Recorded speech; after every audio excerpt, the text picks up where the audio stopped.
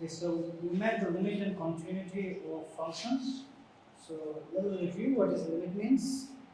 So if your x goes to a vector A, then this vector value we have mapped. Most general version in the multivariable case. So that was the continuity of a function, and we made some properties of such a function. Okay, the continuity limit properties of such a continuous function. We have met them, and there are two homework exercises. So one can show there was one thing. Okay, so the theorem.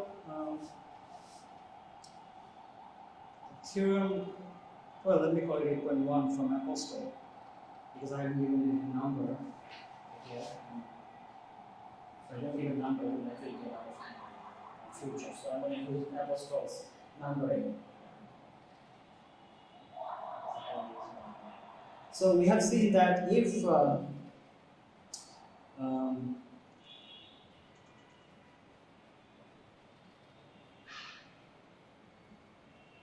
call it a B, let's call this a B, two continuous functions.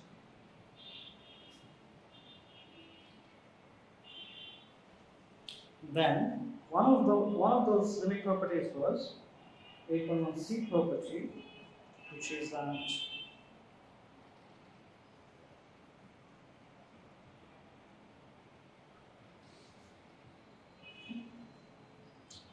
so here you see the limit, the continuity of this function f and g, they are both continuous, at the point x actually imply that their components are also continuous at that point.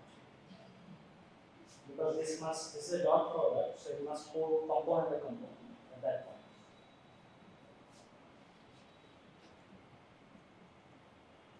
What do you mean by the component? Very good. What do you make components of it, right? So one way to think about it is that from the definition, coming from the definition of vector field. So if you look at the vector field definition, B dot M is vector field. Vector field definition, it maps from Rm to Rm. No? So you take some M tuple and spits out some M tuples. So these M tuples are F1, Fm. Right? X's are all N tuples. So these are the components. So that's one way to think about them.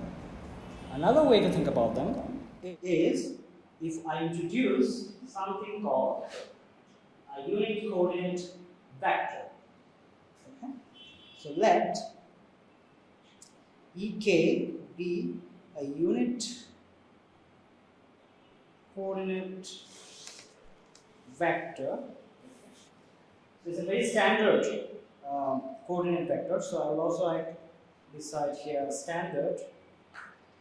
Okay, because Ek will be zeros everywhere except for one, which is the kth position.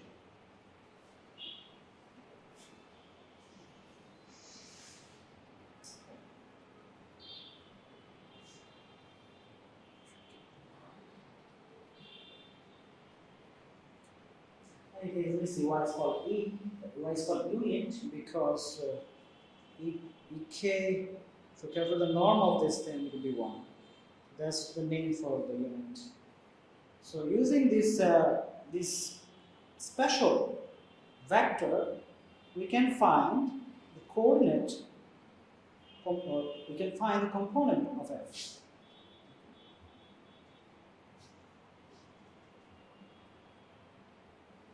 By this, defined by this.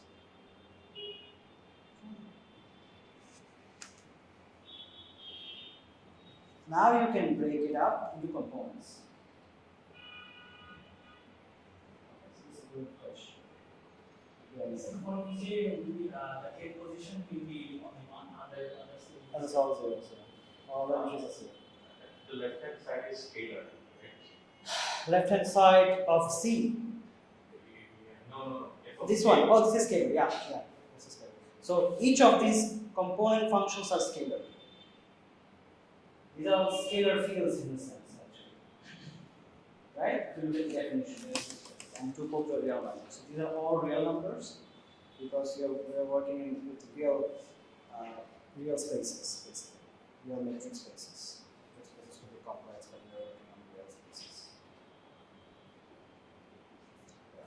So the scale position is arbitrary. It could be the first position, the second position, it could be the whatever position. So you can find all the components by this procedure. And you can show from this that the continuity of a function at a given point really implies the continuity of the components.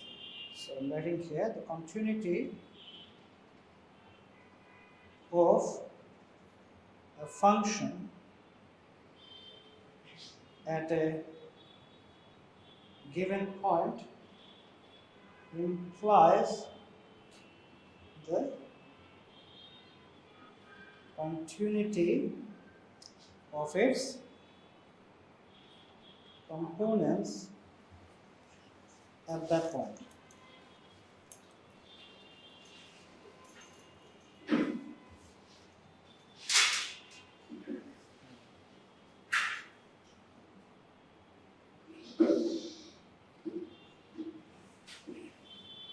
Now, a proposition is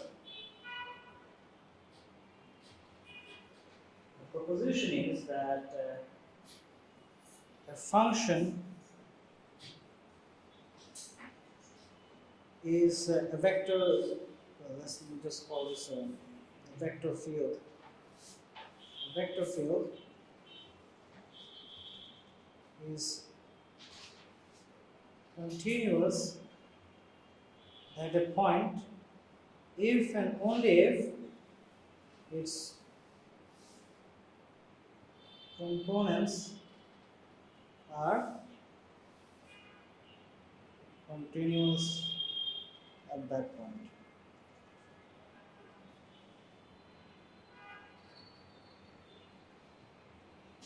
So here we have demonstrated that if the sufficient part, if the function is continuous, the components are continuous. So we have shown this arrow, left arrow or something. Now we have to show the necessary part, right? The components are continuous, they will imply the function is continuous. So we have argued, I just want to review we have argued here that we started with the continuity of the function, then we used so last time we had some properties which we call theorem 8.1. The two functions are continuous and they satisfy certain properties.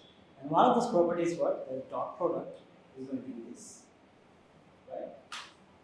So using that, with the help of an introduction of a unit coordinate vector, so we can find the components of a function, vector value function. Then we can show that the continuity of the function implies the continuity of its components at that point. So this proposition, so we have actually such necessarily, we have shown the necessary part of this proposition. That function is continuous, its components are continuous. So what is left to show the sufficient part. The components are continuous, then we have to show the function is also continuous at a given point. And that is the exercise. We go from right to left. Some sense. This thing is exercise. Essentially, we'll use properties 8.1, A and B properties we'll use for each component. We will show that because each component is continuous, we start with that, and we show that we can add the components. And you can multiply the component and it can still be continuous by scalar. Multiply a component by scalar and still continuous. Then we gather all these components and construct the function. Because it's made of all the continuous things, the function itself is continuous. Property 1 Property 1 and 2, yeah. Construct the function from the continuous components. And and you may like to use this expansion in terms of this coordinate vector.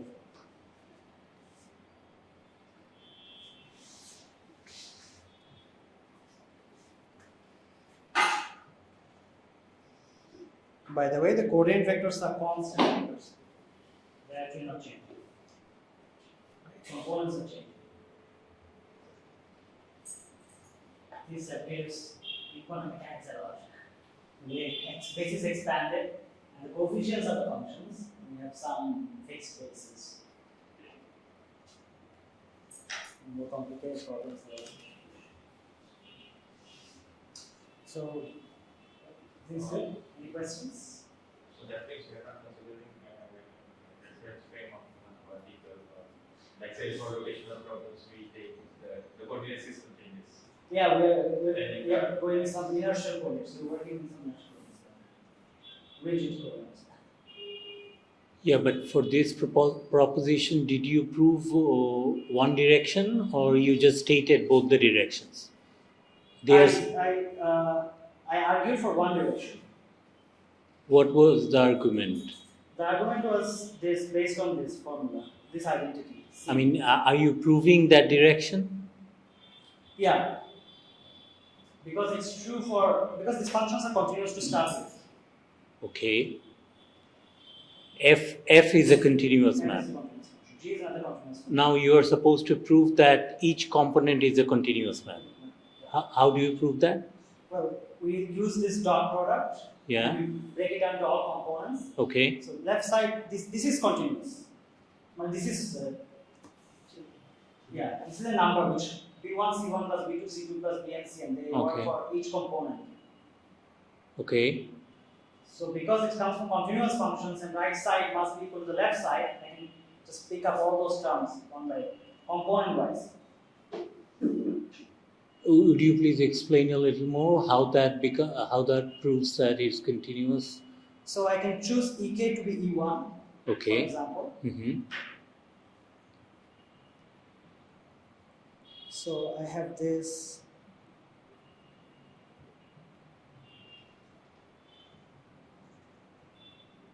Okay. So if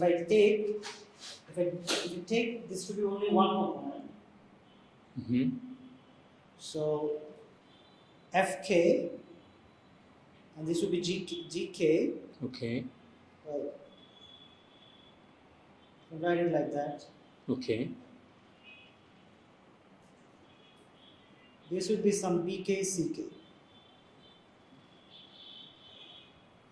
Why is that true? We know that a sum over. Well, there is a sum over here, but I can list one of them. Yeah, we can say that the sums are. I don't think that it's so trivial. Yeah, so on the other side, you also have that sum, right? The yes, sum over yes, k. Obviously, yes. Okay, that's fine. Now, what do you do from here? So I can choose coordinate vectors such that I have only one component non-zero. I can pick up all those components one by one. Okay. So I can argue that F1, G1, for example. Okay. The product of functions we say as an opposite of two functions. Wasn't that the product of two different vector value functions? Yeah, Isn't that the opposite of two functions? It's doing the same. It's not the composition. It's the multiplication. It's a multiplication. It is not composition by they're pointwise. They act pointwise. When you multiply them, they act pointwise. When you add them, they act pointwise. Because they are on the space. They are mapped on Rn to Rn. This is dot, right? This is different for composition. Like there is a code. Like I think he was confusing with the how we write. Yeah, but I think that's not just case. You replace G of K with G of But well, this is because of the this is because of the notation maybe. If you replace G of X with E of K with any unit vector, then I think it satisfies. Yes.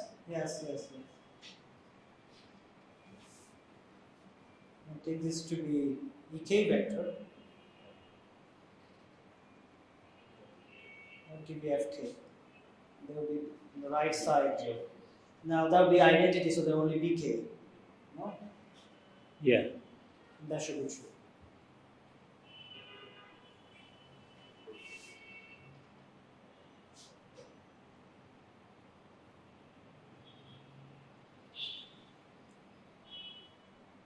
Any other questions? So here, you showed that for if the function is continuous, the components are also continuous. Yeah. And then the exercise is to show The other way around. If the components, all the components are continuous at a point, so the function is also continuous at a point. Okay, so what you are suggesting that he takes one of those vector valued functions to be this constant vector ek, and after that on the left hand side he has This should be this is wrong. This should be only This is wrong. I'm sorry. No, because ek is just one particular. Okay. You cannot have okay, some. but please write it in detail. How do you have this thing in terms of the limit? So what does it boil to? Okay, so the limit was here. So I would recommend that you write things a little more in detail so that Yeah, to help Israel's Yeah. investigate.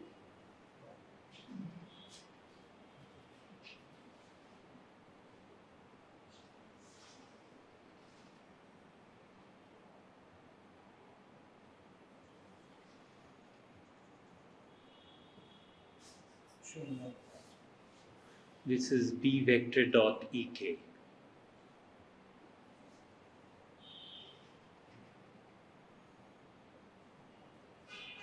Okay, so from here you have fk of x vector approaching bk. Yeah, So scalar. and from which we get So because this k is it can be 1 to n. K is arbitrary. So it just shows that. now. How do I prove that fk is continuous? Well, because this is coming from the definition of this. This thing is continuous. To start with. So it's the next line, so this F is no more a vector. No, it's not a vector, it's a component. So it's a scalar field. Because we are coming from continuous function definition that holds true. And what was bk? bk is just a component of b vector Also on the right side. Yeah, that's also scalar. I think the continuous. But that's a scalar is a real number. I think at the definition of continuity, we said that we go into the limit from every direction we approach to the limit. That means we can approach from the that particular coordinate direction. No, is your fk of ak is equal to bk? fk of what? ak is equal to bk. ak. A. Oh, actually, I see what you mean. Why this is a scalar level function, so it's a. This is the n2 poles taking input. ak. You can restrict it if you say this is xk. Then you have to just boil it down x. Yeah, you're right. It's a vector. It's always space, right? How many independent directions you have? Yeah, we can come from any directions. X and y, yeah. Right? Directions mean x, yeah. Yeah, from the definition of the self vector.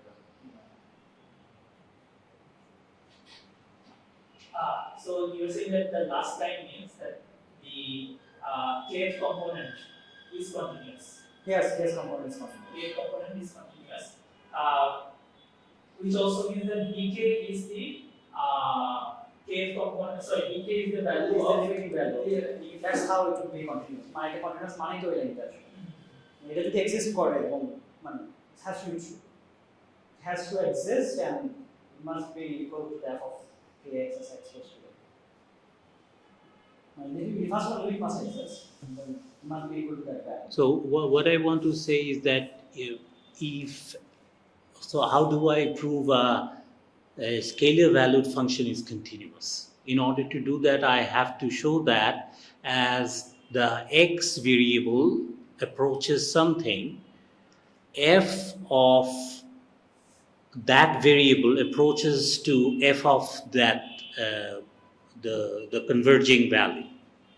Is it the case here? Yeah, it is the case.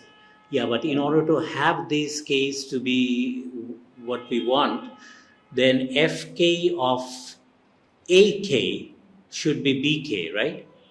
Why it has to be AK? When a scalar field is why it has to be AK? Is your x vector a scalar? No. It's in Rn.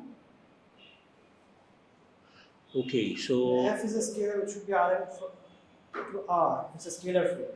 okay, so your fk of okay, so your fk of a vector is is bk, right? Well, essentially, if this is a scalar field, then what I mean, the value should be B. Okay. So, on the right side, not your right. You are the right. Yeah, because it's scalar field. F in each underline combinator. That's what you mean? Or no, B, you don't mean beta underline combinator, right? I'm sorry. Yeah, yeah, sorry.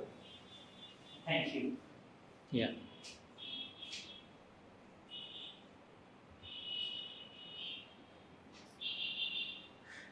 Okay, any other questions? Should we write FK here or just Why don't we define course Shekar?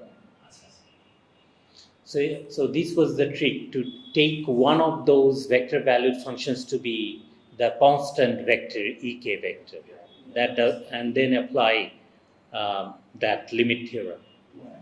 Okay, good. Continuity. Okay, so let's go for another example. This was example. I'm going to call it example 1. Example of continuous functions. So this is going. This should be example 1. Example 2 is the continuity of the identity function.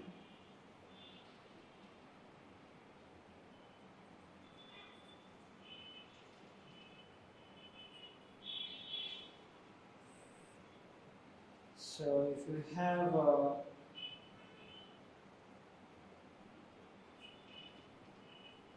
this is the identity function, and an identity function is continuous by definition, is continuous everywhere, or it's just identity. It's continuous everywhere.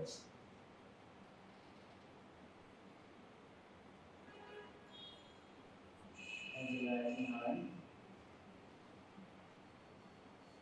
So if it's continuous, okay, that means each of the components are also continuous.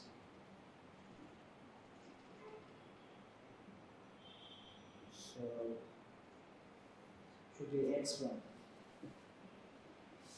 Okay, because it's a factor.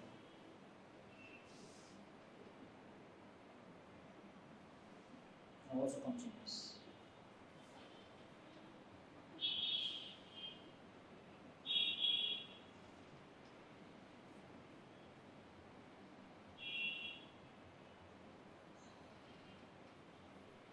Example 3.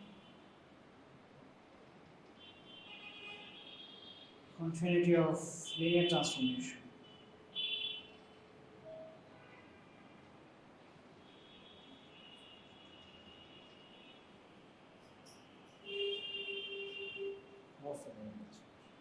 How does that work? Okay, so first we have to define what a linear transformation is. Okay, so a linear transformation is a map from Rn to Rn. Okay, with the linearity property. With so this is linear. So I'm going to use shorthand LT for linear transformation.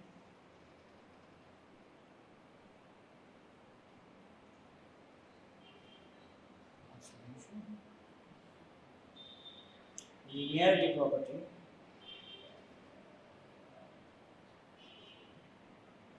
means that you have f, you have a plus h, f a is f h.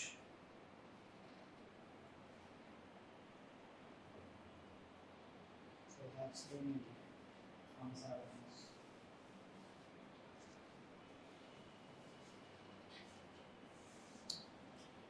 Alright, so we have to show that this is continuous.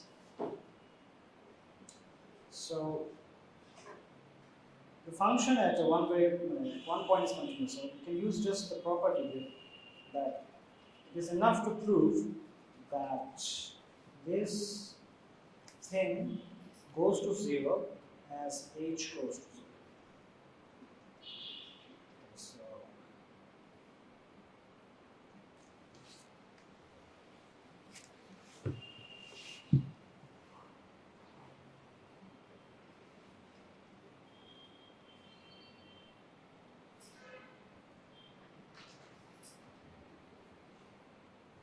So we use the basis expansion here again.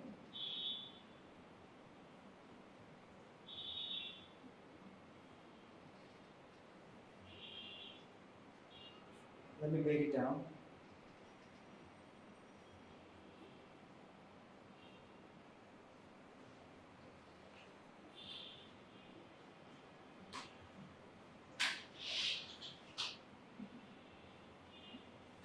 So let's think of linearity. So the linearity would tell us that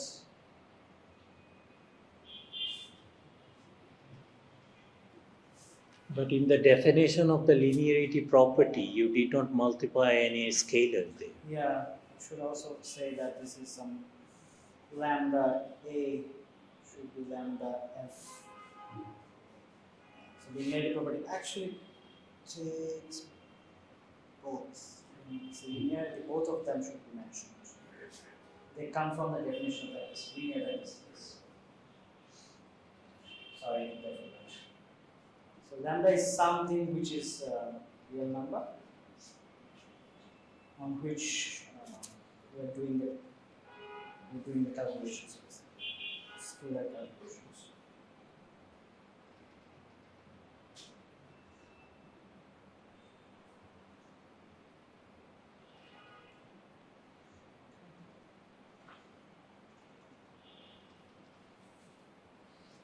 Now, if h tends to 0, so what does it mean by h tends to 0? It means that each component has to individually go to 0. Yeah, it has to be 0. It's not, so every Every component has to be 0. So it implies that each component should go to 0.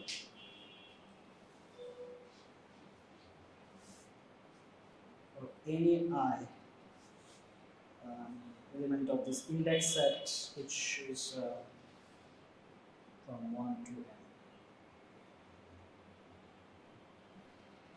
Sometimes my zeros may be. This is not a standard math symbol.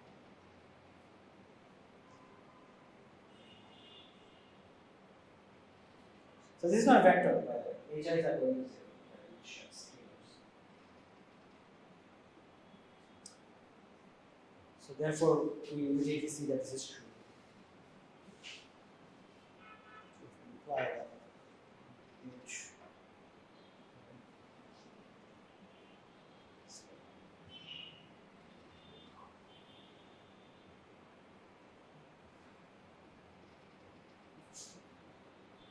Okay, a linear operator maps the 0 vector to a 0 vector. That we know, right?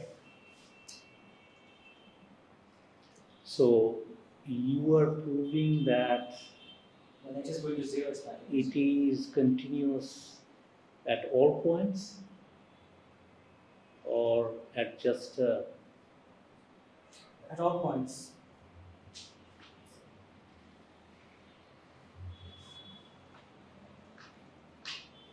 And I know, do not see this only as a function of h. It's a plus h. So a carries all the points. okay. Take any point and then it is sufficient to prove that by the linearity the fh goes to 0. So you break it down from here to here So now you are proving that f of a plus h approaches f of a.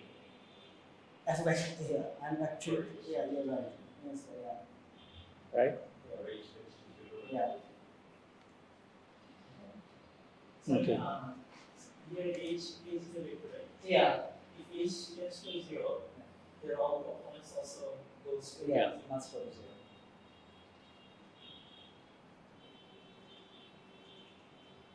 Okay.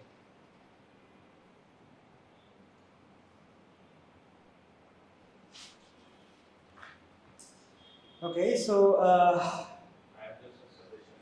Yeah. Maybe we should write 8 of gates we should write 8 of gates instead of because 8 is the general term and we are writing it there then because it's finite. oh, I see what you mean. I see what you mean. Yes, exactly.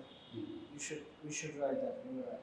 So this should be n. 8 Exactly, you're right. I was wrong. Because then there's upper term also. Upper term also. Alpha is also wrong. Yeah. Thank you. That's an excellent point. Very astute observation. We have a very good class. I'm saying we have a very good class. We have very astute observers.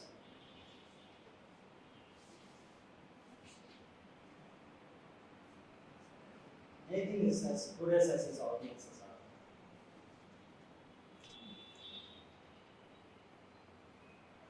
Okay, any other questions? So a linear operator always maps the zero vector to the zero vector. Right. But now the non-trivial question is, does it map any non-zero vector to the zero vector? And that is why we are interested in kernel of that map. Yeah. But zero vector is going to be mapped to the zero vector, no matter what. But non-zero vector can be mapped to the zero vector as well, when we have non-trivial kernel.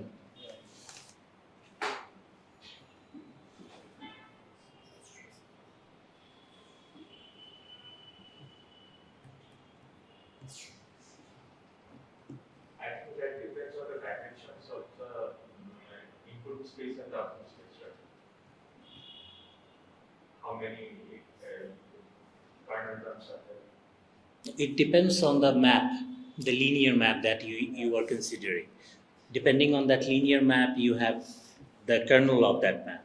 It will give you a dimension. I think you are going to study these things in the linear algebra. It goes to dimensions of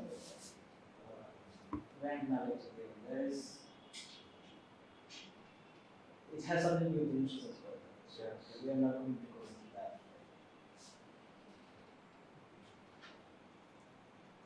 But this map, this linear map cannot be a bijective map as long as n and m are unequal. Yes, that's for sure. And it will be done. We discuss dimensions say now. But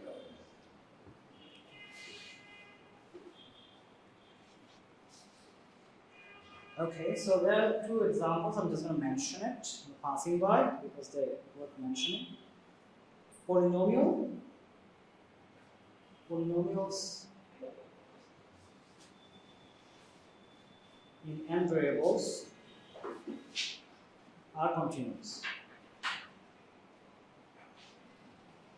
Because they're polynomials, and polynomials are a very nice thing. Polynomials over R, right? Yeah.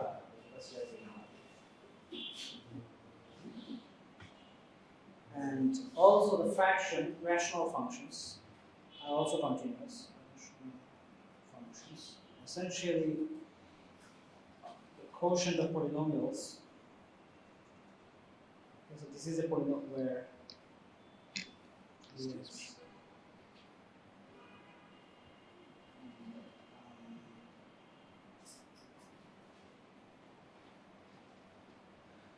I'm sorry, I should probably give this a dot. Yeah, I should just give Yeah, that's fine. AX and 2x are These are examples of scalar fields, right? Polynomials. polynomials and Yeah.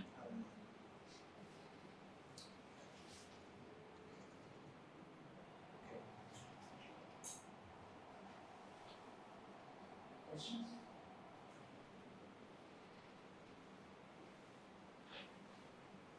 Can go up. Sorry. Yes.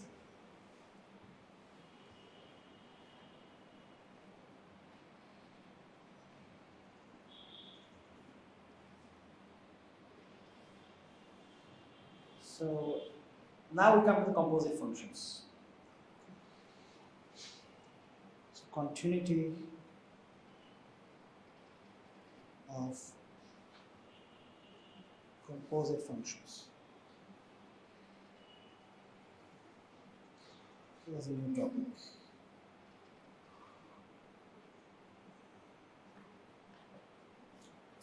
So this is a theorem. So given two functions, we can construct a composite function, but we have to show that the composite function has a good continuous product, continuity product. So we have to prove it that if you compose two continuous functions, you get another continuous function. So that's how it works. It is pretty good.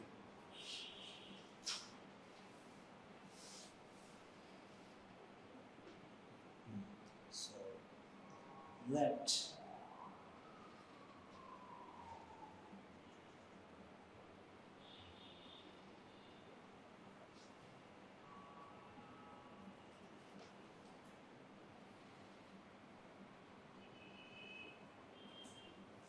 has to be continuous functions. To continuous functions.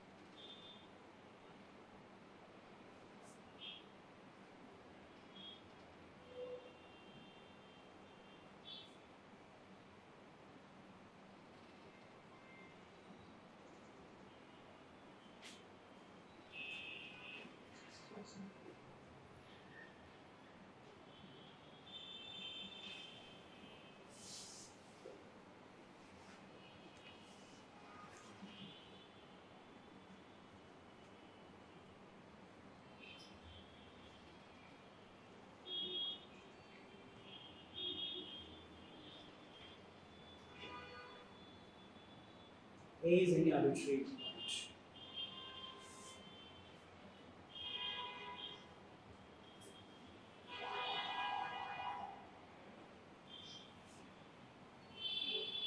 So, Yes. say, I define, so do we need continuous? That we have to prove. So That we have to prove. that is correct. That's a theorem. The dimensionality has a relation from Yeah. Then that is the same. R into R. Both of them are same. RN to RN. Yeah. Unless specifically mentioned otherwise. We will always say it's R into R. That means the combined function plus RT. Yeah. That means we started with RT, Right. then we mapped it to starting RN, then mapped it to RT, then mapped it to RN. Say RT is RT. No, both f and g are functions from Rn to Rm. Yeah. Then how can you compose them? Wait a second.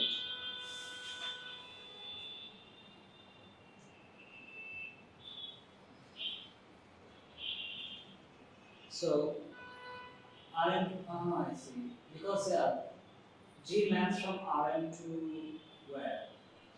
And to say arbitrary, then Well, then you have to, it cannot be mapped to Rn to Rn, then I have to put Rn to Rn. Yes. Maybe Rn to Rn. RT, then RN. Yeah. RN.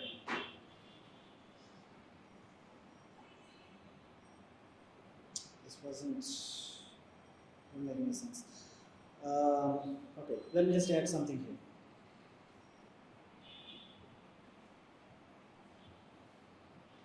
RP, say.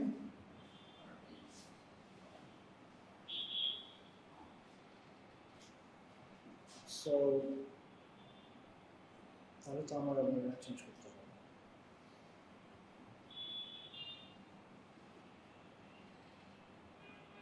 We want to keep this fixed. I want to keep that fixed. Sorry. Yeah.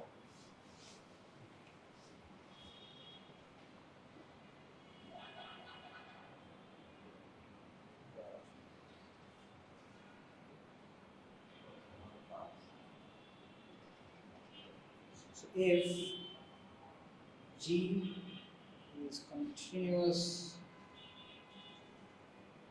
at A and if, so it is a definition, first of all it's defined, it's not yet continuous, it's just defined this way.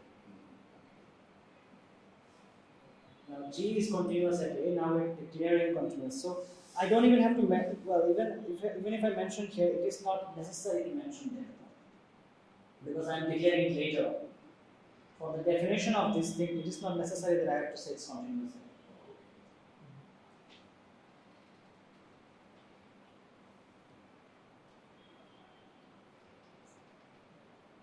That's a definition. Now we're saying that if G is continuous at A and if F is continuous at G of A, then F composed of G is continuous at A. That's the statement of the theorem.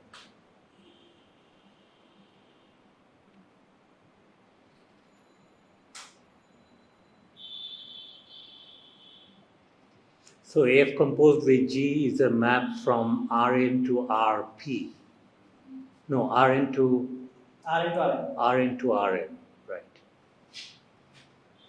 Construct of such as Rn to Rn.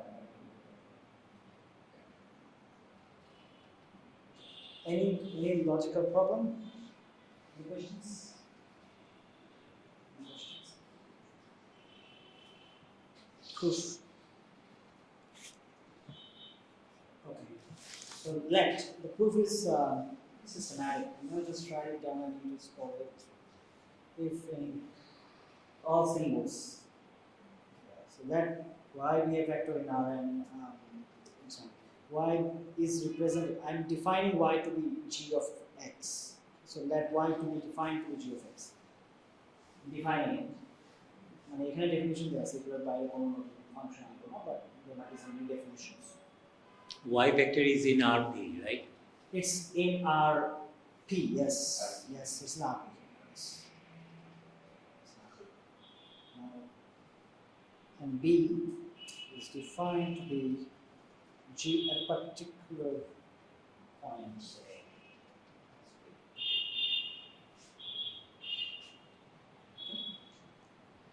So consider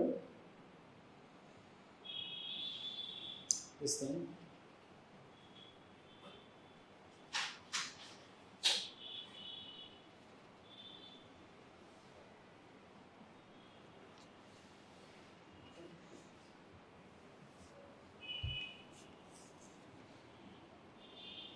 And by definition, this thing is this.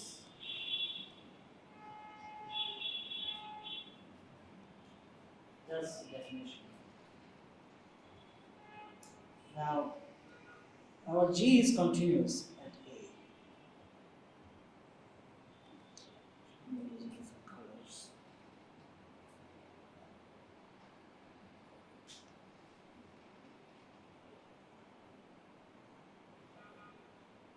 G is continuous. We're going to use this one.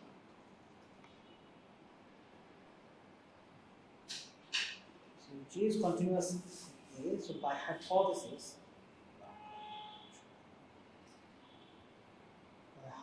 is G is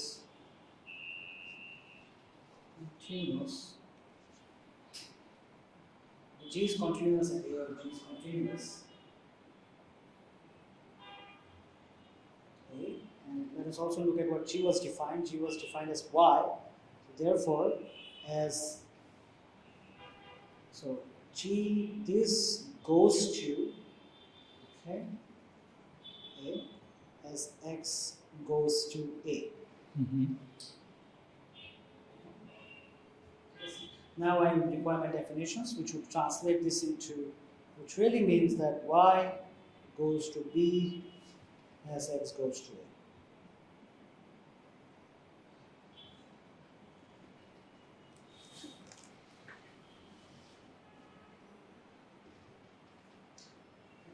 Now, so these things actually mean that we use the limit definition. Okay, one of the definitions, the equivalent definition, was using the norm. So f of g of x minus f of g of a, and we just take limit. Exactly, it should be y going to be. So 1 minus f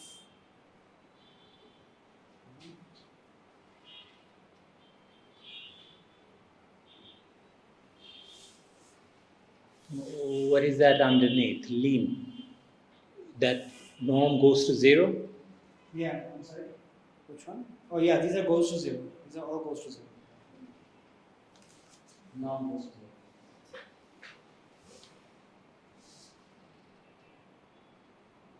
Now use the second fact here.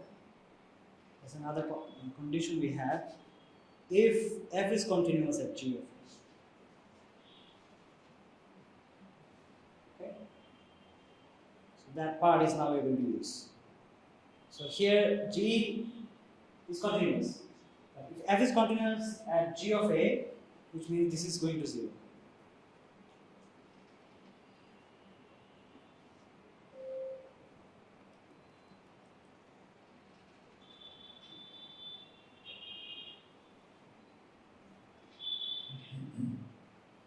Okay? So if this is 0, then this side also goes to 0. So this implies that limit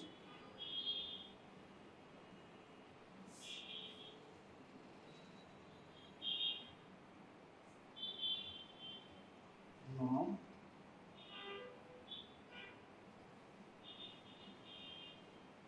is goes to 0. Therefore, we can conclude that composite function is actually continuous.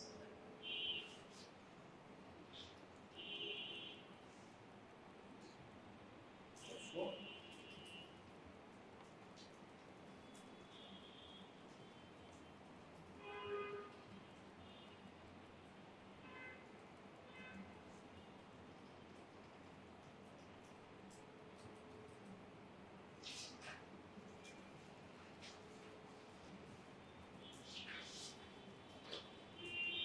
any questions?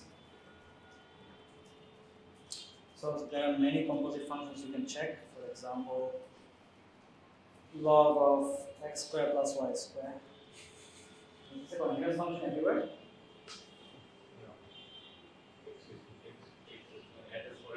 At the origin is not continuous. E to the power x is continuous everywhere. This entire function. X plus y divided by x plus y. Is this continuous everywhere?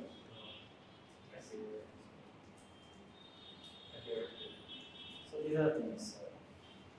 You can check a few of the exercises, composing various things. You can also compose things like this. Compose. So what is this? Polynomial, which is an argument of the trig function, is also an argument of the log function. You can go on doing these things and check their continuity, where they fail. These These are all isolated points. For discontinuity occurs at all isolated points.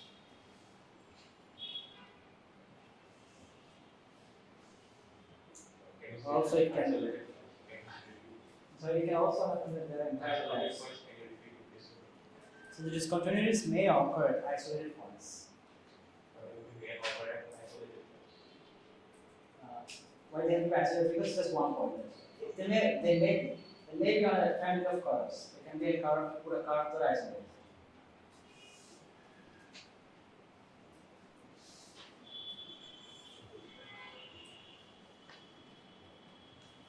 In physics, we have a Directional, which has singularities along the way. That's an example of singularity which is on a whole line.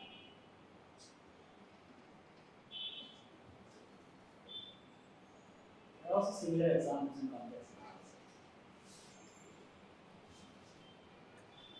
Okay, anyways, let's not go there. There's another example, a cute example. I don't know which kind of example is this. What number? So today's example 4. These are example 5. We do not give any name to them. That's true. Let me call this example 5 for today's lecture. And this is a cute example. It tells us that a function of 2 variables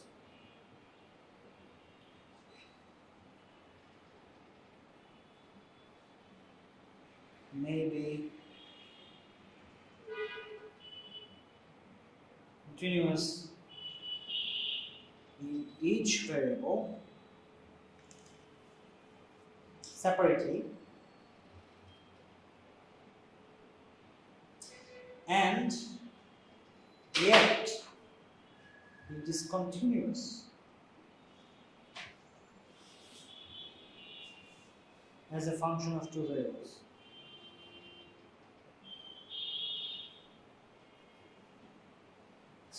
So easy to book, easily find. Yeah.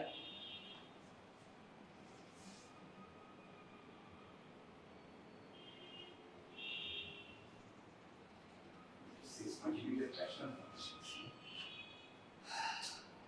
This particular example, yeah, you can say it's a rational function.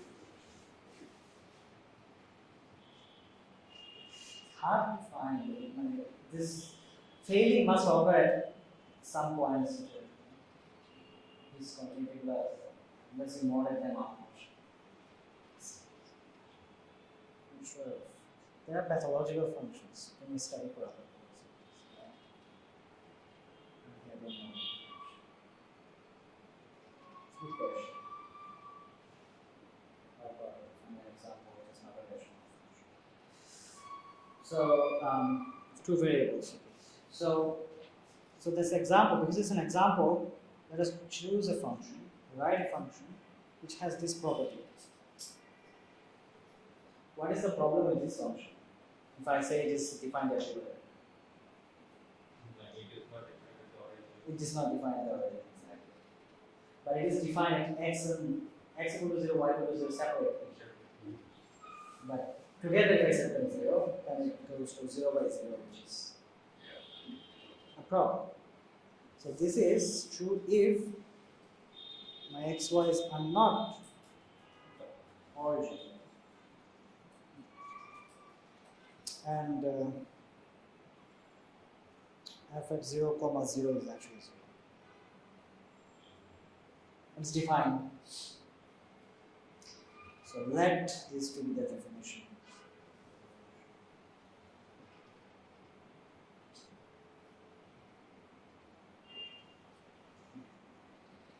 Now we start plugging in. What is our goal? Our goal is to show that this is a function of 2 variables, but it is actually continuous in each variable. So if I want to find one variable out of 2 variables, I set 1 to 0. Right? So let's set y equal to 0. Set y equals to, these are not vectors. Okay? Y is just a top. It's a real number. There is a real number.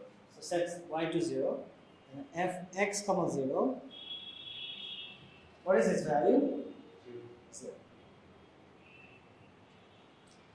And this is actually well defined at 0, 0. No? If I now set x equal to 0, this is also okay. This is no problem without definition. It's consistent without definition. No? So another question. Yeah. And if 0, 0 equals to 0, is it? It's a definition because it's not defined. This expression of the function is not applicable at the origin. Okay. So, yeah, is writing that it's okay. Like, or are you defining? Are you defining We're defining. That's why I'm saying let. This is a defined. Yeah. I'm sorry. So this is the piecewise function. Check out the let goes Is in. a piecewise function? Yeah. This one is defined.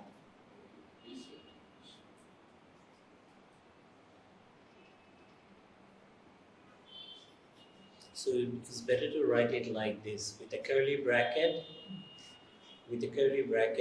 placed in front, and that when it's not at the origin and is equal to 0 when xy is equal to 0, 0. That might be better. Yeah, big curly bracket. That's wrong way. That's how one writes piecewise defined function. But again, I have examples that people do not write. But usually it's the typical now. Yes, I also argue that it's what you call typical.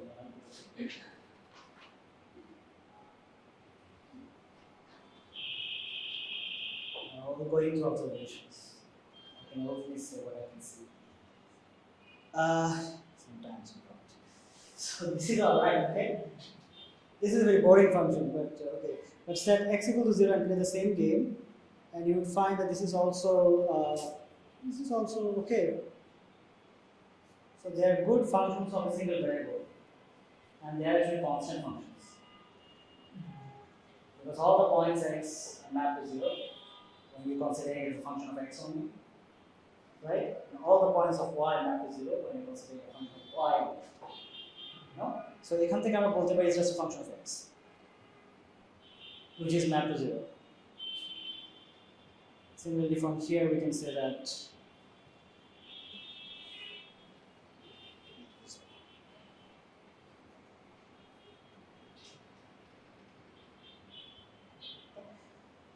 however, now if we set, so we have established fast path. We're going however. Not jumping ahead, we have actually shown this part, no?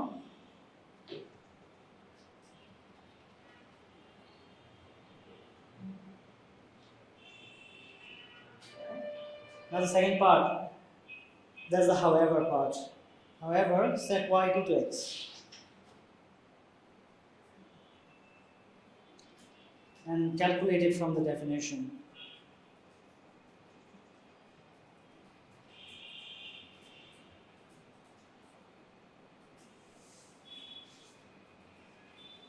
And half. And this is the constant function as well of two variables. Okay, but the problem here is that, what is the problem? It is also At 0 it is 0. Exactly. it is 0 and half. With this line goes to the origin, no? And we can go arbitrarily close to the origin. But everywhere, fxx, if I go through this line, which is y equal to x, every point, this is half, mapped to half, no? But at the origin, I can go arbitrarily close to the origin, and there is a problem. Because at the origin, it is 0, it should be 0, 0. It should be mapped to 0, right? Because the function is discontinuous. Again, it's a piecewise function, right? So therefore, it's a discontinuous at the origin. So the argument goes like you can go arbitrarily close to the origin, but the function at this line, along this line, if you approach the origin, you always get half, arbitrarily close to the origin. But at the origin, the limiting value is 0. The function has 0 value there. So you are not really getting the value of the function at that point. So it's a continuous function.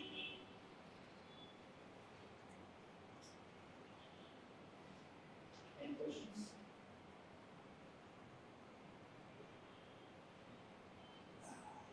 New topic? and that is the derivative of a scalar field with respect to a vector field. By the way, this example, this is an example of a scalar field.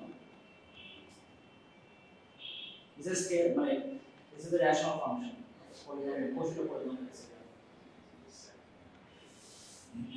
Now we're going to the derivative of a scalar field with respect to, I'm writing WRT. I think everybody's familiar with WRT. Respect to a vector field.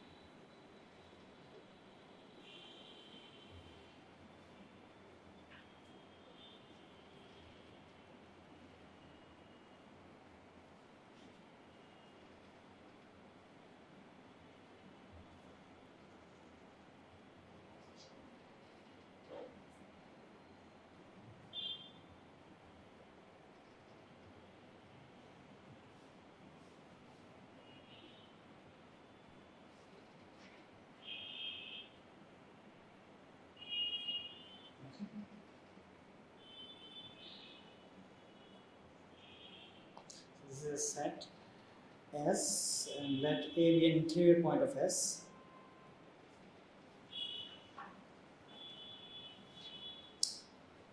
So we want to study how the field, the f here, the function f changes as we move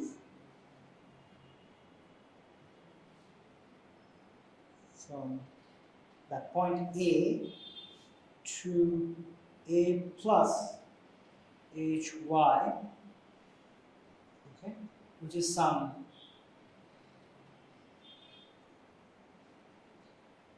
nearby point.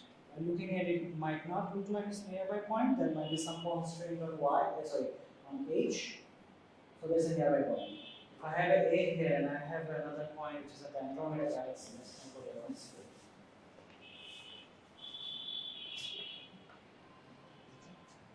And H is a real number. Okay. So everything is happening on a ball. Everything is happening on an interior point, that means happening on a ball. Right?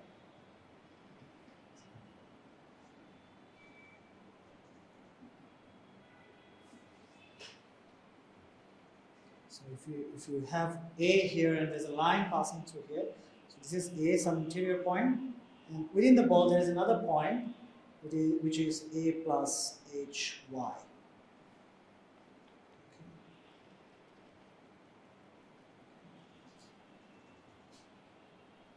So this pictorial, from the picture you can write this thing that since as A is an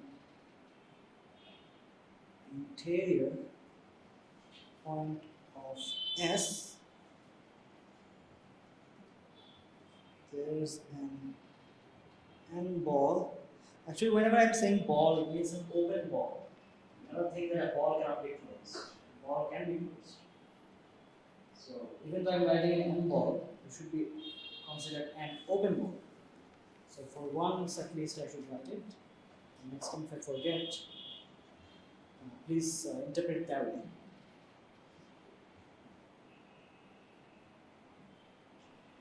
Open N ball.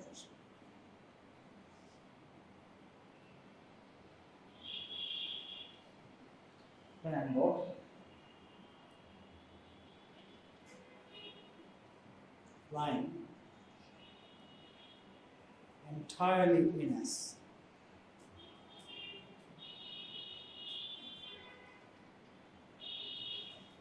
Okay? Because our function is defined as a subset of our N, that is S. So because A is an interior point, there is an N ball lying entirely in S.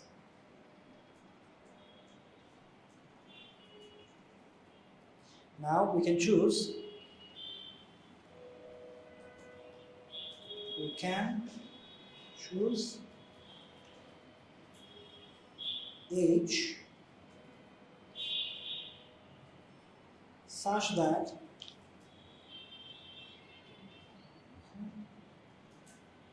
H norm, Y norm. So when we say M ball, you can think about it. There is some R here. Yes, no? When I say M ball, the picture is there is a point and there is a radius. So because I'm going to have a comparison here, so I should mention there is a radius there. H is a scalar. H is a real number. H is here.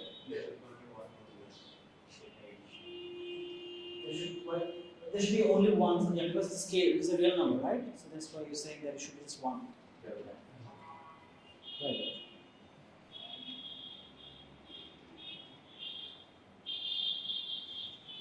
Then A plus HY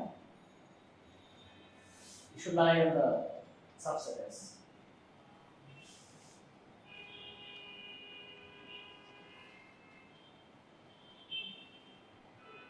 Oh, please call me Abhijeet. Right. ঠিক আছে sir Please. Ask me to put your. I know you're putting my leg, but.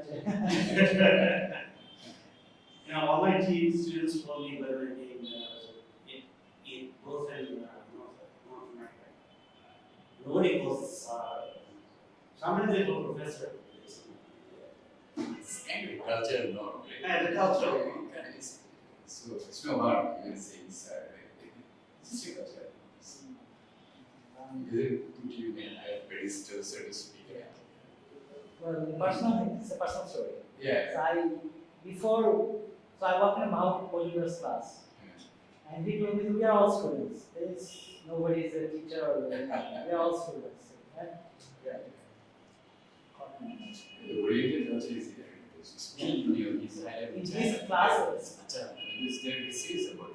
his আমাদের Dhaka classes. ইউনিভার্সিটিতে তো sir আসলে দাঁড়াইতাম হ্যাঁ আমি যখন পুরো কেন্দ্রে গেছি আমি তো দাঁড়ায় পড়ছি হ্যাঁ ওদিকে কেউ দাঁড়ায় না হ্যাঁ আমি তো ফার্স্ট মানে ফার্স্ট বেঞ্চে বসে বসে খুব মানে খুব মনোযোগ দিয়ে নোট নিতেছি অ্যাকচুয়ালি দেখি দেরি করে আসছে সে ধাপ করে দরজা খুললো দরজা খুলে এমন আমি তো ভাবছি যে এই স্যার তো রাইয়ে দিব হ্যাঁ আইসা সে সামনে এসে কোথায় চেয়ার আছে এখন দেখতেছে কোনো খেপাই না কি আছে তারপর আমি এখানে বলছি আমার পাশে দিনে চেয়ার খাচ্ছি ওইখানে গিয়ে পা দুইটা উপর করে পা ছড়ায় বসে লেকচার নোট নেওয়া শুরু করবে আমি টিচারের বিন্দু মাত্র মানে সে পাপকে সরি ফর দ্য ইন্টারাপশন সে বিন্দু মাত্র সেই করে নাই he didn't blink his eyes I was the only one freaking out because of my culture of not doing it. Yeah, there was this plus and minus. Yeah.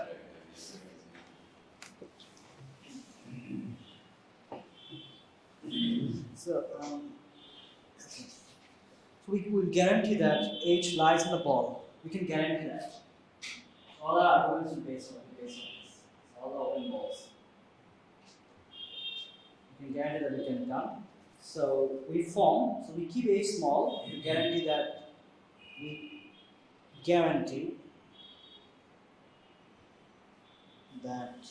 no, I'm not sure my guarantee word is correct. No. There is an A here. Guarantee. Thank you. We guarantee that A plus HY is in S, and we form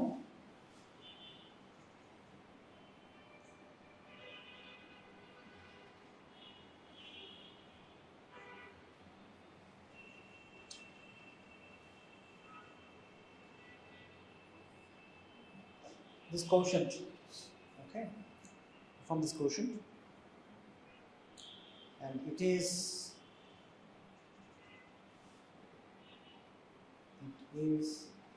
the average So it's some sort of a rate, some sort of change. The average rate of change of f over a line segment joining A to A plus HY. So here's our picture. So our function is defined on this domain, and well, actually it's bigger than this domain. A is an interior point, so there is some S here. Okay. So obviously it is defined on this ball. Okay. And here there is a point, which is the interior point in the ball, and there is another point. So along this line, when I'm moving, my function is changing. So what we want to do is to try to understand how it is changing as I'm moving along the line. A good example would be, say we have AC cooler and we have a window open. So if there is a line from the AC to the window, along the line the temperature will be changing. So we want to calculate that change. Okay? And this is the way to do it.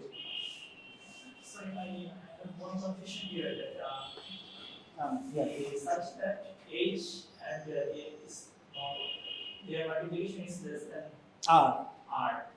So, like can we, like then we can say that A plus H lies in S. Yes, yes. Because A already lies in the ball. Well, it obviously lies in S. Yeah. মানে H তো আসলে আমি কি করতে পারি যে H তো আমি যদি bound না করি আমি আর বলের মধ্যে নিয়ে আসতেছি, right? So your point is that we can even say that it's in the ball, not just in X. Is that your point? না আমার পয়েন্ট হচ্ছে যে আমি হচ্ছে লেফট কন্ডিশন অ্যাপ্লাই করলে রাইটটা হচ্ছে এটা মানে কি হচ্ছে আমি মনে করি খুব ইজি মানে such that modulus of H multiplied by log of Y is an R মানে এই কন্ডিশন অ্যাপ্লাই করলে A plus H কেন হইছে Well, so you have multiplication of two things, no? One thing, if I can make it very small, I can make the whole thing very small. It doesn't matter what the other thing is. As long as I can keep that fixed, okay? Or fixed Y, okay? If I make that big or so. Y can be some fixed vector. Its norm is so. It's some point. So it has a fixed norm. Okay? Now I'm messing with H. Yeah, I think what he wants to know why we are choosing that constraint, and it's because I believe from what you have said is the following.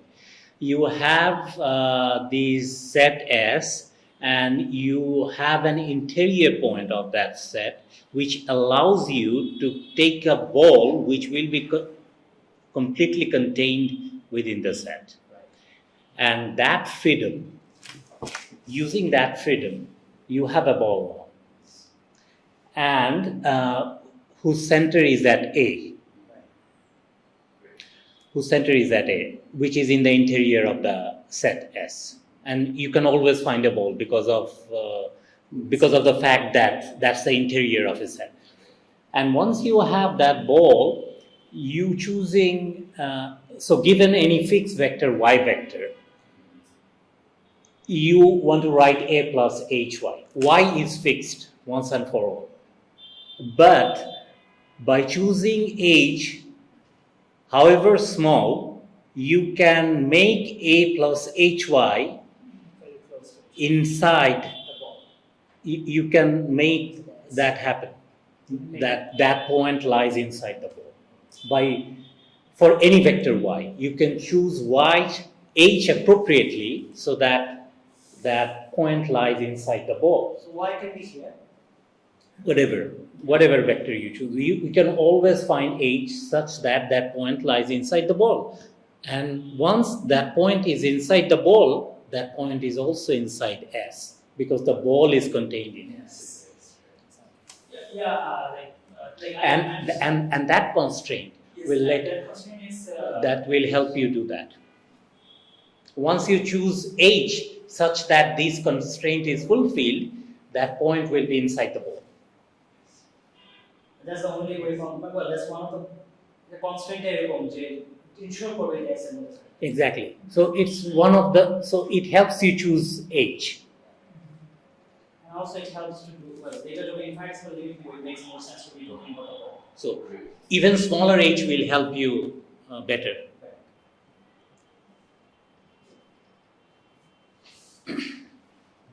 So yeah. Okay. So you use the average rate of change. yeah, it's Average. an average rate. Still. So now we're going to derivative of scalar fields. So now definition, or first definition for today.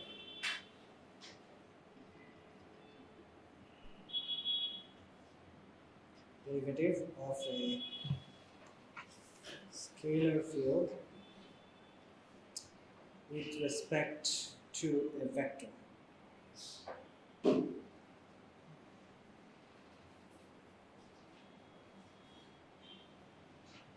Do you mean in the direction of a vector or something like that?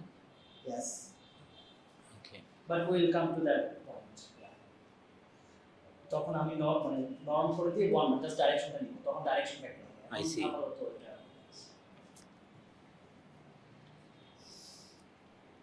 So let f is S subset of Rn to R where okay.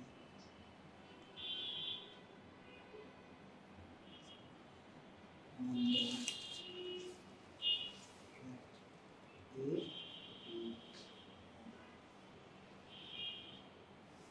interior point of S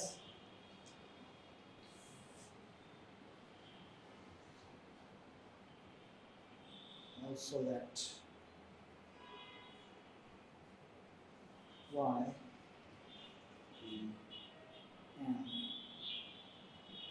arbitrary point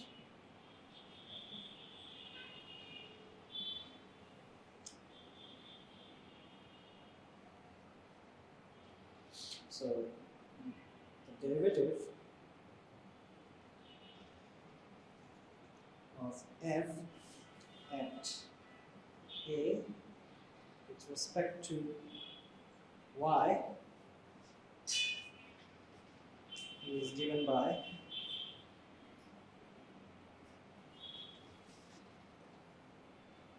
f prime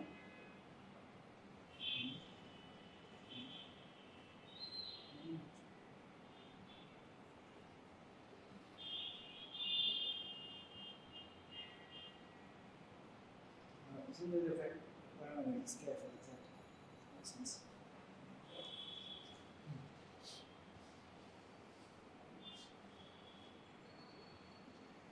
So when it's not yet the sentences haven't concluded yet.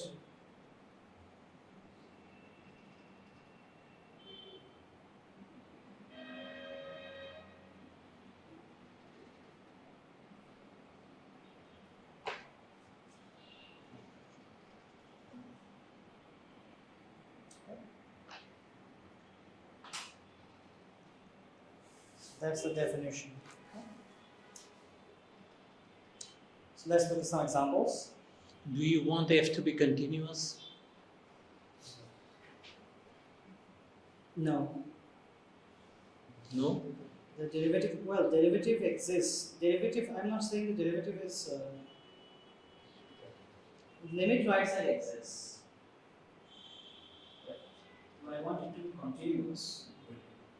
Well, no, I don't think so, because, yeah, I don't think so, because I will later argue that, that's not. For discontinuous functions, we can You can have it. So continuity might turn out to be a stronger situation. Yeah. Doesn't require it. The question is, limit on the right side need to exist. It doesn't have to. That's important.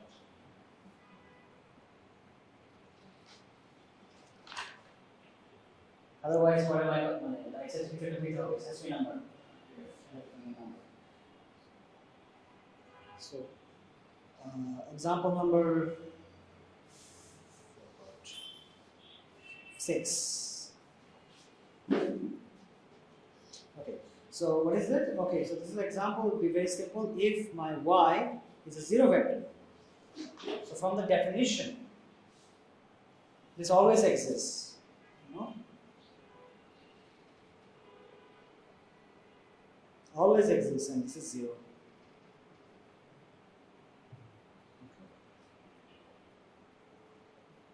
Provided that h is not equal to 0.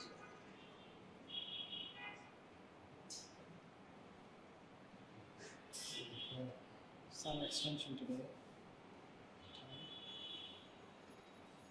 Another example will be a derivative of a linear transformation.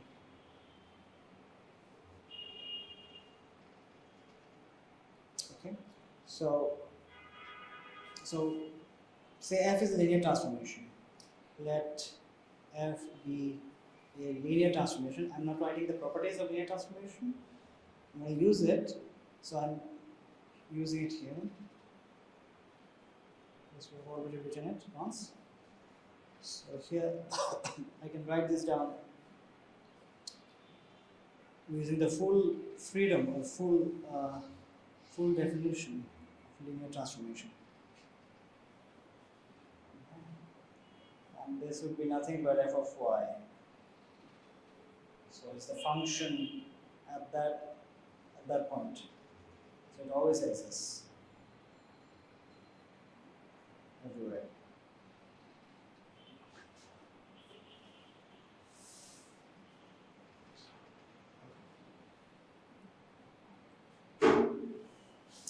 So, okay, very good. But now,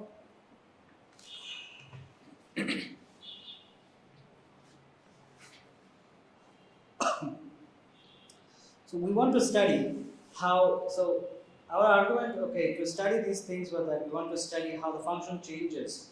Okay, now to study this thing better, this is giving us how the function changes as I move from the point A to some nearby point.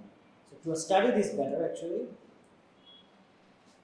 to study this thing, or to study f as it changes, that means this derivative, we introduce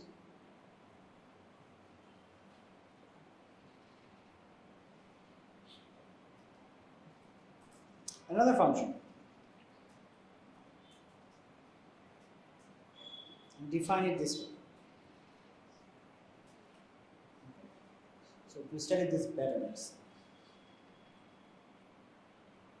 some of the proofs becomes very easy if we just do it with respect to this parameter. They're equivalent, so we could have just done the f. But its real power comes when we talk about chain rule. So we'll do that hopefully today. So I am already asking you for more time, so half an hour more.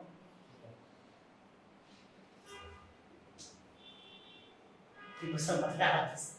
No, I have this in the experience. That was correct.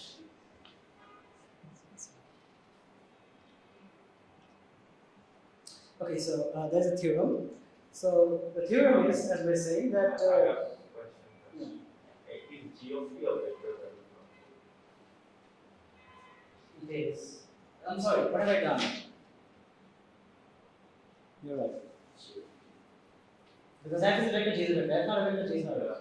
So G is scalar. Yeah. Thank you.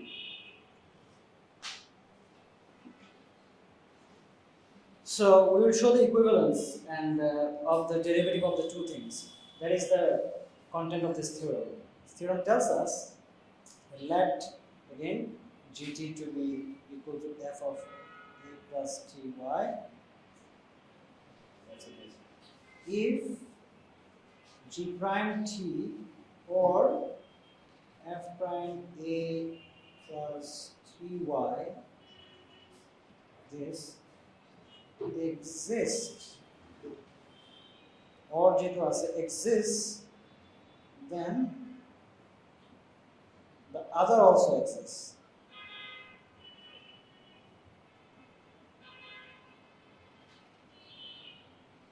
If one exists, the other also exists. That means they are equivalent representation of the same thing. And the two are equal. So notice how. So even if we say they are the same, we have to show that they actually are the same.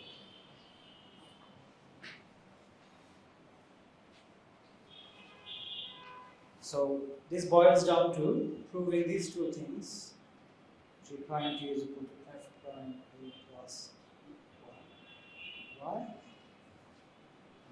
Which really means that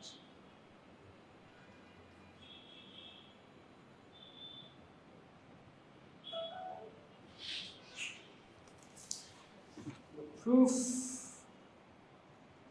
is one-liner proof. It's a one-liner proof. Okay. So first consider the difference.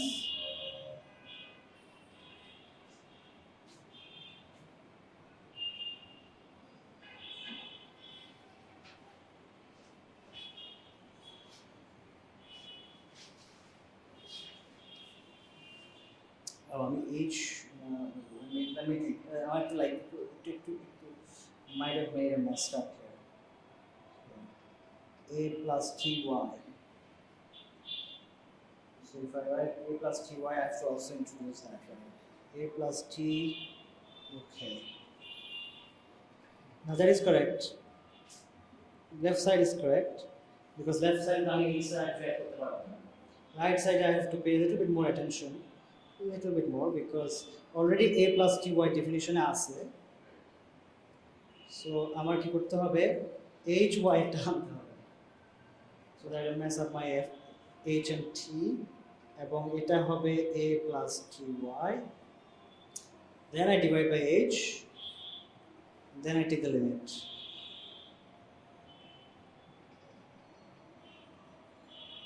and that's the end of the story. Because the right side exists, so the left side should also exist.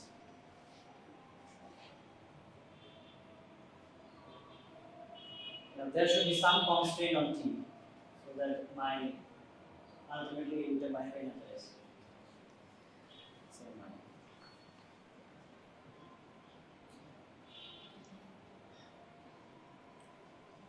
So এটা যেহেতু হয়ে গেছে এখান থেকে immediately follow করে যদি এটা proof হয় এটা থেকে immediately follow করে this is also true because it's a particular value of t it's true for any value of t or in a domain it's any value of t so it's true for y t equal to 0 as well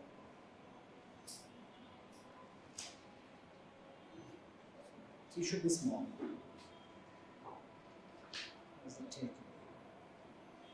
okay an exercise. This is for exercise. This is exercise number 2. Compute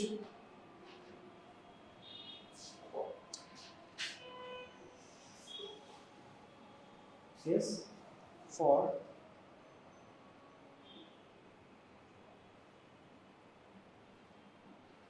and compute it in two ways. One, using G prime T, the definition of G prime T in terms of that. Second, well, so yeah, first you do it this way, and then using the definition of F prime. This. Y vector is an any vector. Isn't it?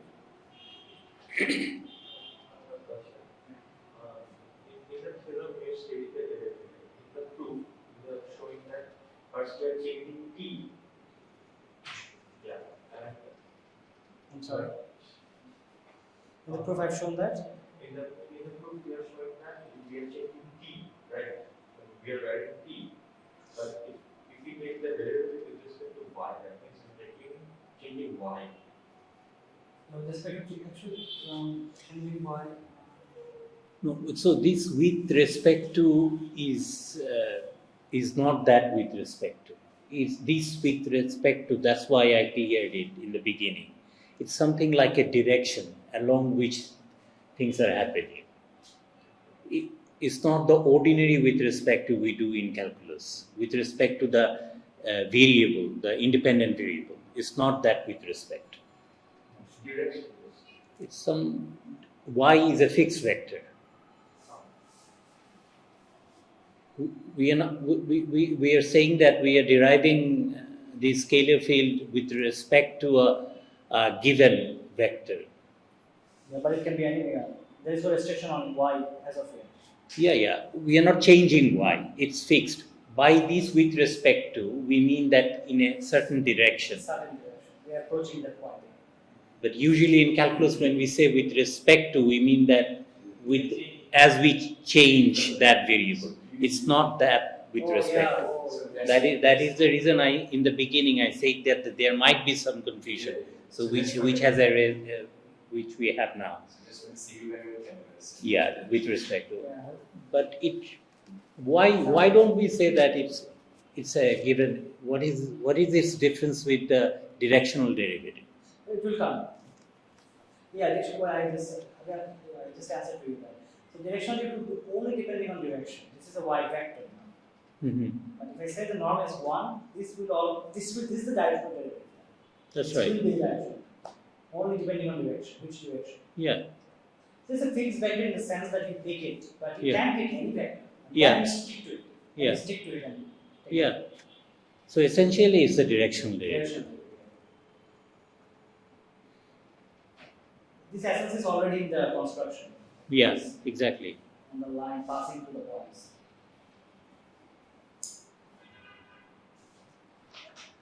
So going back to your favorite example of that xy divided by x squared plus y squared. So the derivative exists along both the axes. So if I choose a vector along the x-axis, then the derivative exists along that axis, along any vector on the x-axis, also along any vector, but along y equal to x line, the derivative does not exist, right? Actually, that's an interesting thing. The derivative would be 0 on that line as well. This is half. Okay. So that we have to modify the example a little bit. Okay. Yeah. If you modify the example, then that would exist, right? You have to redefine the value of the function at origin, right? That's an interesting point. So this is actually So one thing about this GT new function is that we can prove a theorem. You know about mean value theorem for single variable, right? So based on that, I am going to prove a mean value theorem for scalar field. So the corollary of this thing, actually, this theorem. So a powerful theorem is coming up from Can you here. just like state the mean value theorem? Yeah. You just recap a bit so that it's helpful for You have you. to prove it, just state it. Yeah.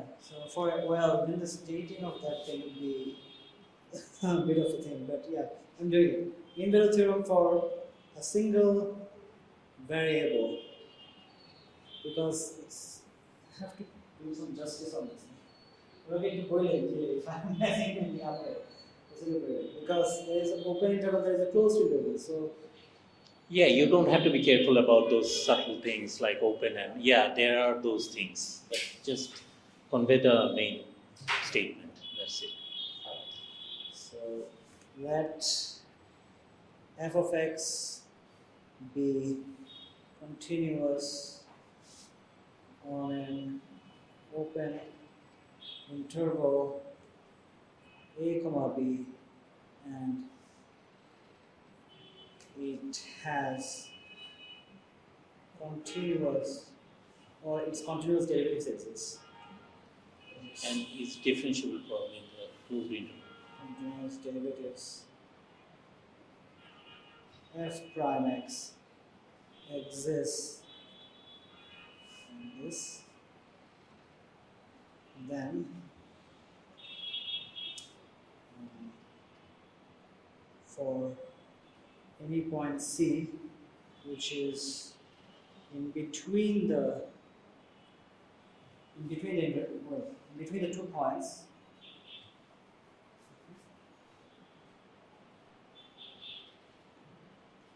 f of b minus f of a is b minus a times.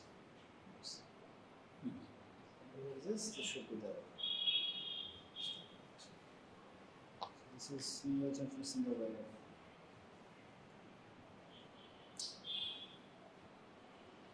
So I should box this one.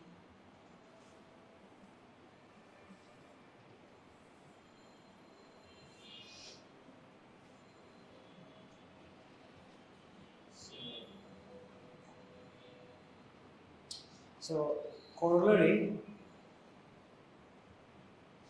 is that 2T or 1T corollary? Sorry, 2R or 1R? 1R? 1R. Corollary of a corollary of the previous theorem. Well, previous theorem.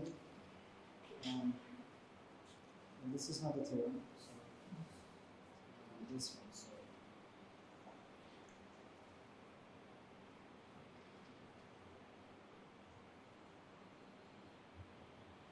multivariable theorem is the mean value theorem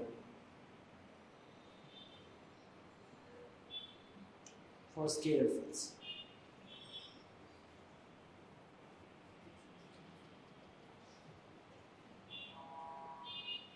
So the statement of the theorem goes like this: assume a derivative. So I'm shorting this derivative on this derivative. Say we should be a specific derivative f prime plus C is taken to be any point in that open interval. This is Oh no, there exists a point. Otherwise, it doesn't make sense. So- over here, yes, sir. Well, can go up a little bit. So that should No, be. should that be there? Should be there exists. C. There, then for not all pointers. Yeah, there exists a C. A points. Yes, Sorry. there exists a point C. Sorry, I overlooked it. I didn't. That's a very good point. Yeah. Not for a point. There exists a point. Yeah, absolutely. And there, that would be parallel to the joining point, these two. Yeah. That will be tangent or secant or whatever they call it. I don't remember. Is that part of the theorem statement or no? That's a corollary. Or that's a geometric interpretation Yeah. of what we have here. The geometric interpretation of that equation. So one way to FB think of minus it might HL be, will be. this way to connect when Rolle's theorem, Miller theorem, these things come apart. Yeah, but that's the picture is the one for Rolle's theorem probably. Yeah, that's not Rolle's. Good. There exists a point. One has to find a point. There always exists a point. There can be more than a point.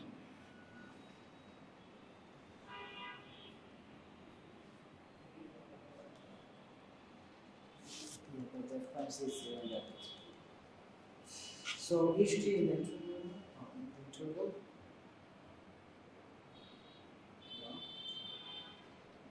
Then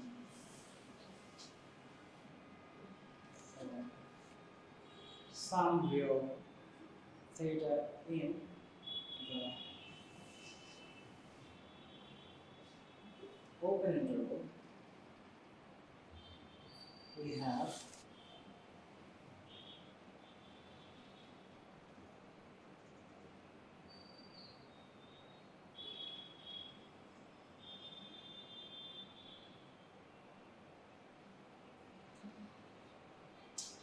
and the proof is essentially so okay.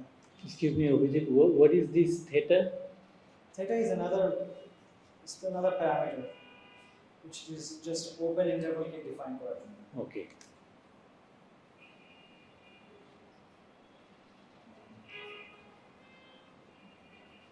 So T is a closed set, theta is an open set. Okay.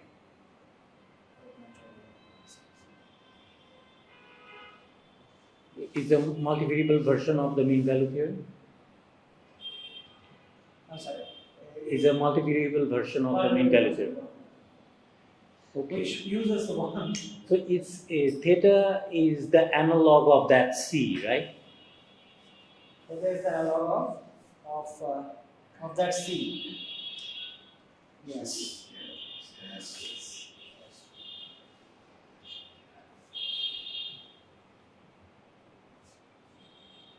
Well, yeah, theta with theta A plus theta y is the analog.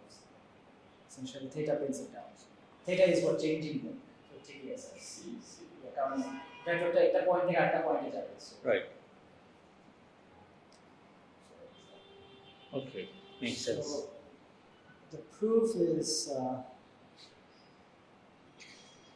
this. So let G to be this our definition that we verified earlier.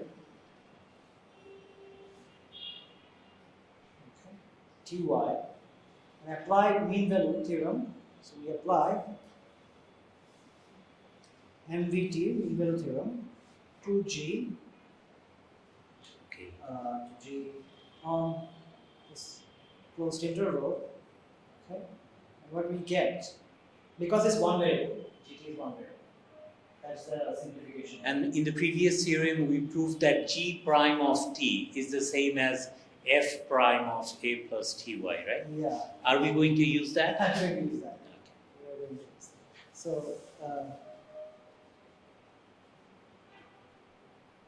so there is nothing but G prime theta because 1 minus 0 is 1. So.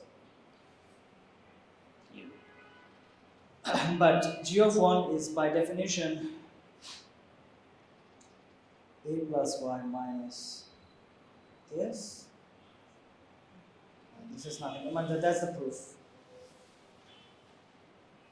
Wonderful. That's what is corollary because all the thing goes to establishing this fact. Once this fact follows. Any questions?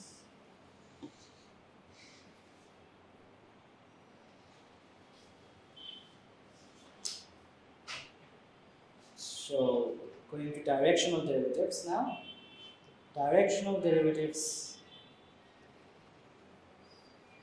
and partial derivatives.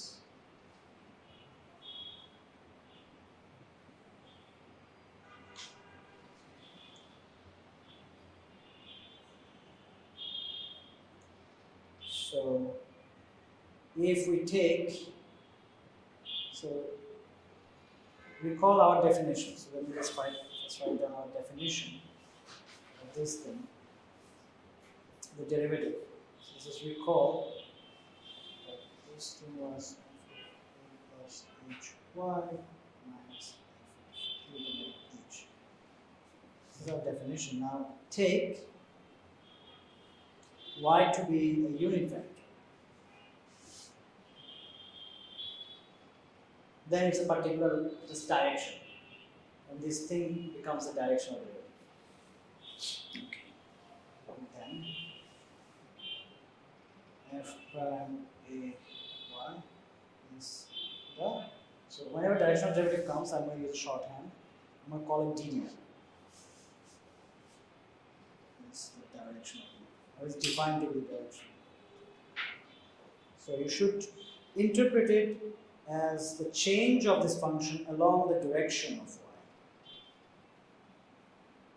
Only the direction, there is nothing else. There is unit now.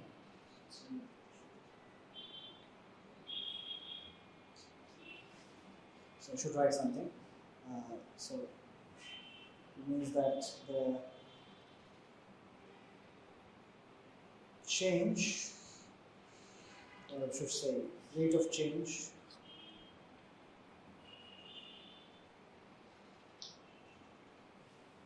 along the direction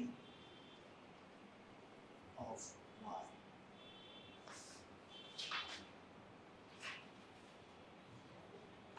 So there are some notations coming up.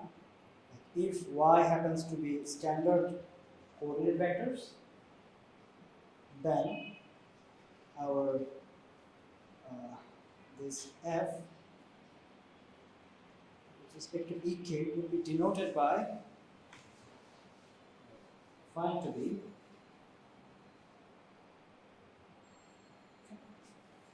that's one notation. And this is called a partial derivative. Yes. This is called. So in your favorite example, when you were on the x-axis, that was the partial Exactly. in the x variable.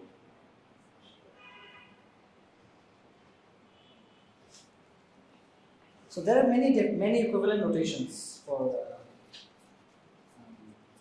So some of the notations are df dxk with this is also used. There is another notation people use.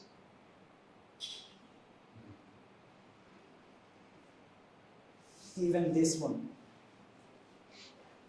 which is very confusing. That's why it's such more slow.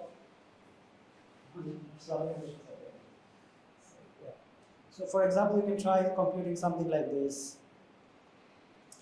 Computing, but it's testing that these are. So if you do R2, if you do it in R2, this will become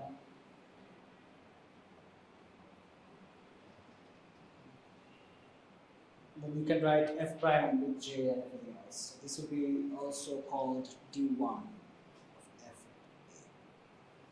So I is the unit vector in the x direction, right? Yeah, I'm going to not use the k in checker part because there will be some numbers on the sheet, so Okay.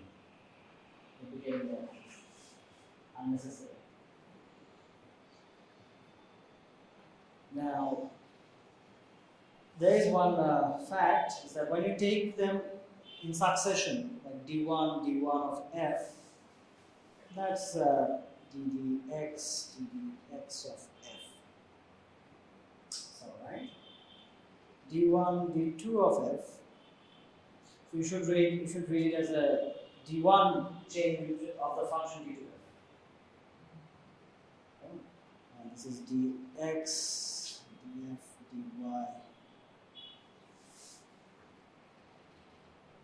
Now, this is, we will contrast these two things.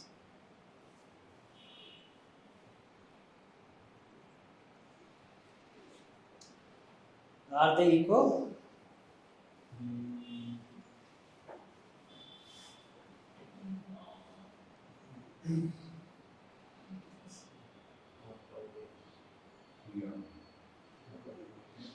It turns out it's a very subtle fact, right? In physics, they really go to relativity class at the last stage. Sorry, Tibra? Mixed partial derivatives with equal In physics they do. Yeah, in maths also this situation, but well, in But the curved space and all that, there are subtleties. in general, it doesn't. At least one of them needs to be continuous. Derivative. Yeah, I mean, they have to have nice properties. Yeah, they have to satisfy Function has to this have one. nice properties. It cannot be a discontinuous function or. But early universe, there are extreme cases even in physics where we cannot just take it for granted. Yeah, space but is if that's No, but covariant mathematically derivative, speaking, if you're speaking mathematically, and your function has certain smooth properties. smoothness properties, Yeah, then yeah, okay. Yeah. Context though, I can have whatever context, but the context here is pure But if mathematics. these are replaced with covariant derivative, probably there are more But subtleties. we're in Rn. Yeah, of course. I'm saying that. Even in Rn, covariant derivatives exist. Yeah, that's fine for If you're running Cartesian coordinate system, you have to use covariant derivatives. for the curved space. There are more subtleties Yes, involved. still are. Okay, so this will come to proof next class. For today, we will just move on to the more.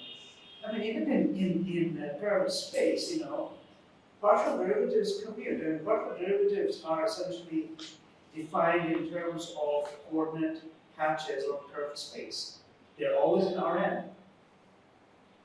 partial derivatives and covariant derivatives are not the same thing, right? No, they're not the same. Covariant derivative has to do with the They may not commute probably. covariant derivatives are basically infinitesimal changes due to parallel transport. Right. Right, that is what a covariant derivative is. Mhm. Whereas partial derivative is defined on Rn, Right. Mm. and then Yes. so partial derivative is always commute to the function. Great. Right. All this with the nice properties. With the nice properties, right? Assuming that they satisfy, they have all the nice properties. Derivatives then- exist. I mean, a covariant derivative has a different interpretation. It has to do with parallel transport. Yeah. Yeah. But more natural may be the D derivative in the curve space because we have this vector field integral curves and you can drag it. Yeah. That makes more sense. De-dragging, right? The D derivative is not commute either. But can you vector field something? So D derivatives, I think all of these things have different Yeah. geometrical interpretation. A D derivative, a covariant derivative, those things are geometric objects Yeah. which are not tied to some Rn representation. Exactly. Whereas partial derivatives are very much citizens of Rn. Right. Because in Rn those geometric objects are very bland. There's nothing interesting. Yeah, there's happens. nothing interesting about them in Rn. Well, you can get them to manifold from Rn. The basis গুলো তো আমি Euclidean থেকে manifold-এর উপরে basis করে নিয়ে আসতে পারি 1-to-1 দেখাই When you're saying Rn, you are also assuming the Euclidean metric. And Yeah. when you Yeah. assume that, Exactly. then the There it goes. parallel transport and everything becomes the very vanilla Levi-Civita Mhm. connection, and then there's no mystery. But we do general relativity on subsets of Rn, but we don't use the Levi-Civita connection there for Euclidean manifold. We use some other Levi-Civita connection, right? So although we are doing things on subsets of Rn, we are not using the flat Levi-Civita connection. Now I think now that you hit the covariant derivative on a scalar that is going to be a 0,1 tensor field, right? Yeah. And now nabla nu acting on F would be the same as nabla mu acting Yeah, it's on F symmetric. if it's torsion free. If it's torsion free, If it's exactly. torsion free, then Because then the life is Levi-Civita connection is symmetric. right. Okay, that's for geometry. Yeah, sorry. That's not Yeah. scalar, that's a function. When a scalar No, I mean that a function. Yeah. 0 form. Yeah, 0 form. That's right. Well, yeah, we're digressing too much. Let's forget about those things. Let's get back to Euclidean space. So the counterexample that Sir was talking about, so this argument goes like this. In 1D, in one dimension, existence of say G prime T, 1D would imply that GT is continuous. The function is continuous. Yeah. That is not true for multivariable case. It's important. It is not true for n greater than 1. Life is more difficult and more beautiful. More difficult, yes. More beautiful. Life is most beautiful in 2 dimensions. In complex plane, Yeah, right? Exactly. That is more beautiful. That's correct. Yeah, I should have said that. In a complex world, life is more beautiful. But life is not possible.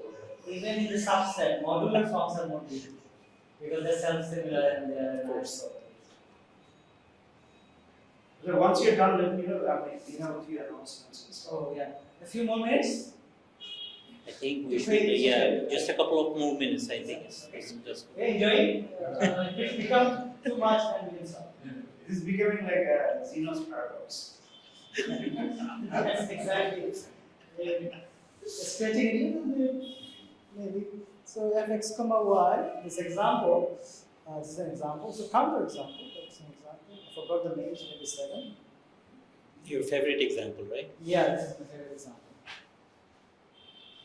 Is x y squared or x y? Oh, x y squared. X y squared. Tweaked it a little bit. Yeah, y to the power 4. Tweaked it a little bit. So this is true for an x is not 0, but okay, so let me write this way. And then it is when x is 0, this is 0. So this function has partial derivatives.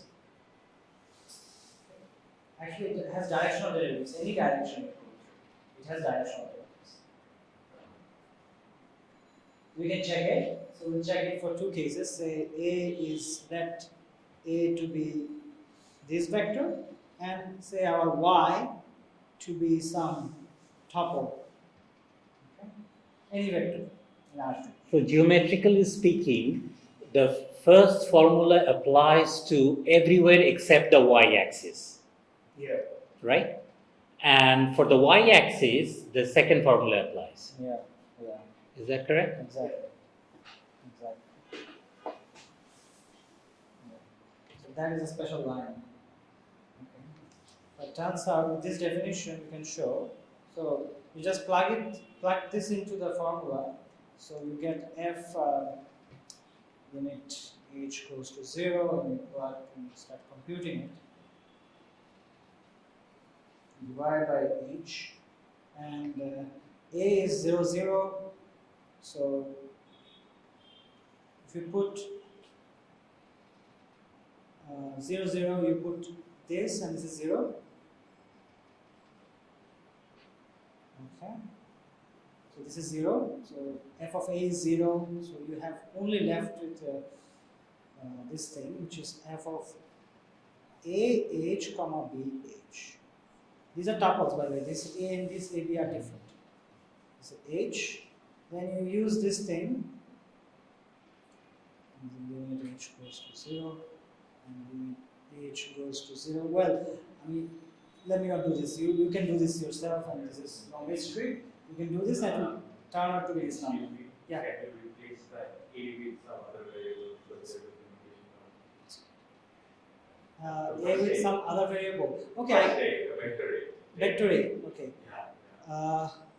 Okay, we can do that. Yeah, exactly. We can do that. We can do that. Let me call this C, C, C. Yeah. This one.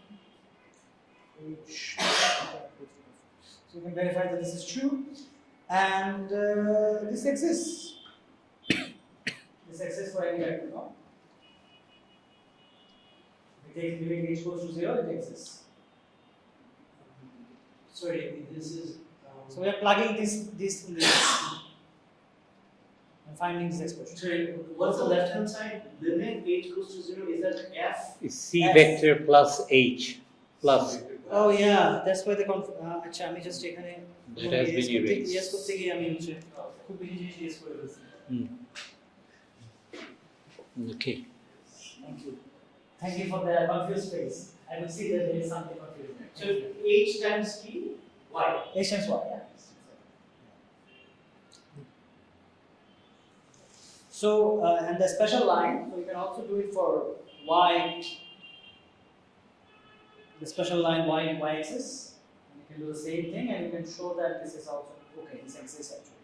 You just for homework, is that you can actually show that this exists, and this would be nothing but 0 actually. On the y. So this exists. So f prime, what does f prime mean? This is f prime. But this is a change of the scalar field. Don't you have to specify what direction you're We are this is So the that's the direction. y vector is the direction. With respect to y. So, but would that direction derivative exist with respect to x?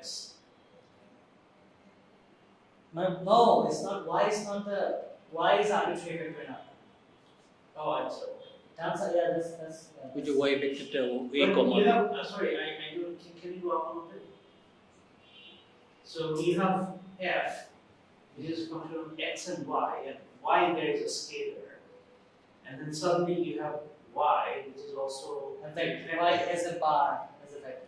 Y is a So it has nothing to do with y Exactly. abstract. It has nothing to do with Y as a. Okay, I see. It's just That's why I'm confused. Yeah. Okay. Same. That y is different from this y bar. Yeah, so. Is it different? Yeah. Y under bar. Sorry about that. No, I just want to make that clear. This is an unnecessary. I get confused very easily. Okay, good. Okay. This is good, but okay, but we know, okay, you can actually do one thing that you can calculate this function. So the derivative exists. Derivative exists. From any direction. Any direction, from any direction, derivative exists. But around what? Around the zero. Yeah, even In whatever other points. So this captures all other points except for the y-axis. Yeah, but on the y-axis, other points except. Oh, it's so. Okay. You can consider any other points. You can consider any other vector you can consider and it will exist. So you can verify any other case. The point here I want to make is that along x equal to y square, this function will give you an answer. So x, y, this will give you an answer. This will be y square y. What will that be? This will be half, no? So y to the power 4, which is a 2y to the power 4. That is half. However, this is 0, no? At the origin. Done. This is not continuous. And the derivative exists. So that's why I was saying that continuity is a stronger condition than mere existence of derivative in higher dimension. Okay, yeah. I mean, this is exactly what why if you pose complex continuity, Yeah. which is the Cauchy-Riemann equation. Oh, yeah. Yeah. That's why it becomes like an independent of direction. The derivative. That's right. That's right. This is a counterexample.